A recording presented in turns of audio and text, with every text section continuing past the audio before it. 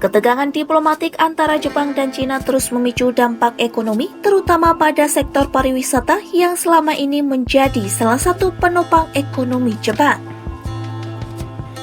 Dalam hitungan hari setelah Beijing mengimbau warganya untuk tidak bepergian ke Jepang, agen perjalanan East Japan International Travel Service di Tokyo mengaku kehilangan hingga 80% calon pelanggan hingga akhir 2025.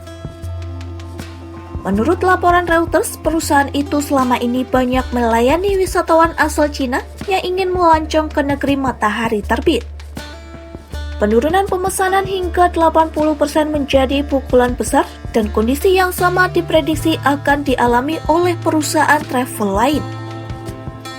Ketegangan diplomatik dipicu oleh pernyataan Perdana Menteri Jepang Sanae Takaichi soal kemungkinan intervensi militer Jepang jika Taiwan diserang.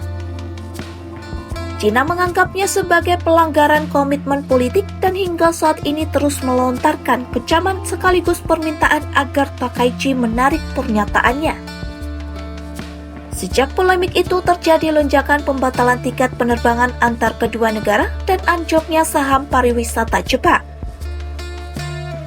Lebih dari 10 maskapai Cina memberikan refund atau pengembalian uang tiket untuk penerbangan ke Jepang hingga tanggal 31 Desember 2025. Nomura Research Institute menghitung Jepang berpotensi kehilangan 2,2 triliun yen per tahun jika masalah ini terus berlanjut. Masalah ini menjadi pukulan yang signifikan mengingat sektor pariwisata menyumbang sekitar 7% dari total PDB Jepang. Turis dari Cina dan Hong Kong menyumbang porsi yang besar, yakni sekitar 1/5 dari total wisatawan yang datang ke Jepang. Sebelumnya, pemerintah Jepang telah mengeluarkan imbauan kepada warganya yang berada di Cina untuk meningkatkan kewaspadaan di tempat umum.